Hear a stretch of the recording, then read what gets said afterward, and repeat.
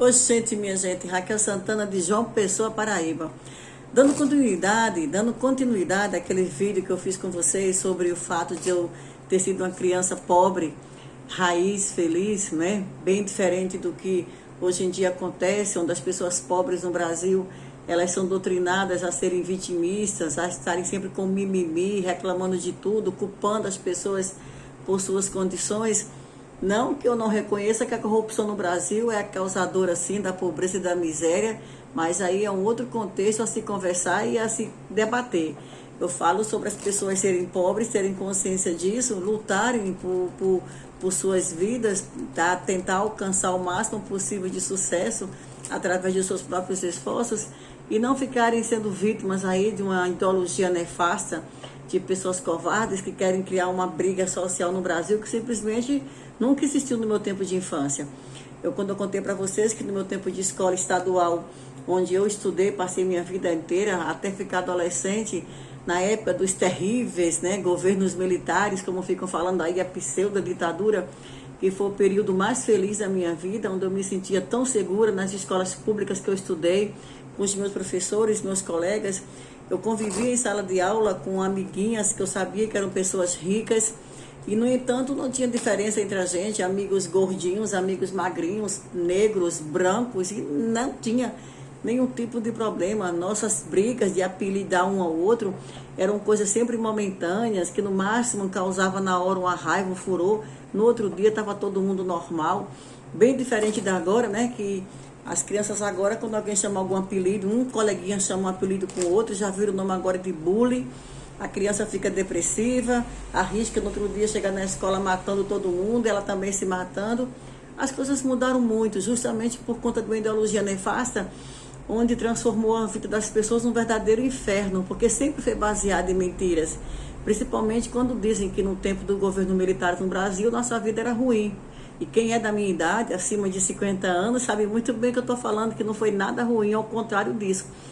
Meu saudoso pai, Nivaldo Joaquim de Santana, passou a vida inteira em cima de uma bicicleta vendendo doce. Pai nunca foi importunado por militares, papai nunca foi parado na rua para absolutamente nada. Eu ia e voltava da minha escola a pé, que na época eu não poderia tanto pegar ônibus assim para ir para a escola, era no outro bairro vizinho. Eu sempre ia a pé e voltava na maior tranquilidade. Naquele tempo, o máximo que a gente tinha medo era do Papa Figo, né? E hoje em dia eu acho que o Papa Figo são os comunistas, né? Que a gente tinha medo quando era criança do Papa Figo e nem imaginava o que poderia ser um Papa Figo. Hoje em dia não. O medo das nossas crianças são bem reais, pedófilos, abusadores, estupradores, que é contra essa história que nós lutamos.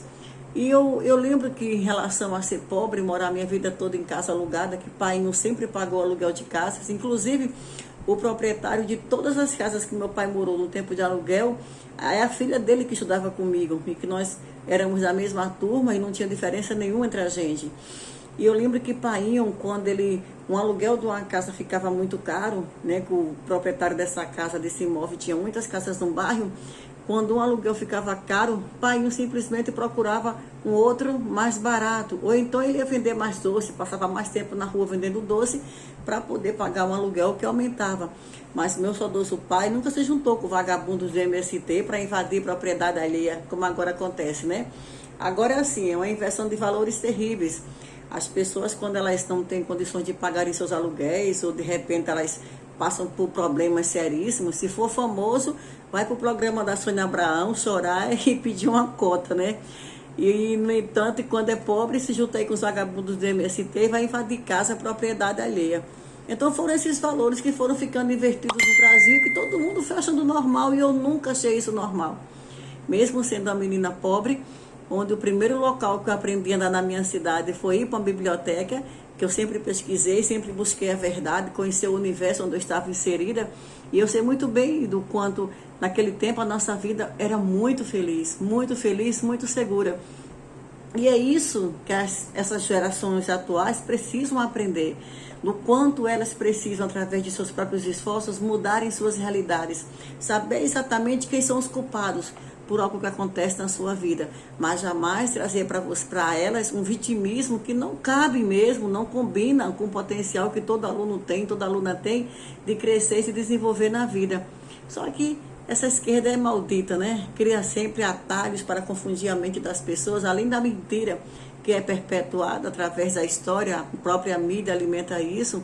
Vem também as cotas, onde aparentemente favorece uma turma que nunca teve privilégios. No entanto, nós sabemos que a cota é humilhante, ela não vai resolver problema social nenhum, já que é lá na base, no começo de tudo, onde está o X da questão.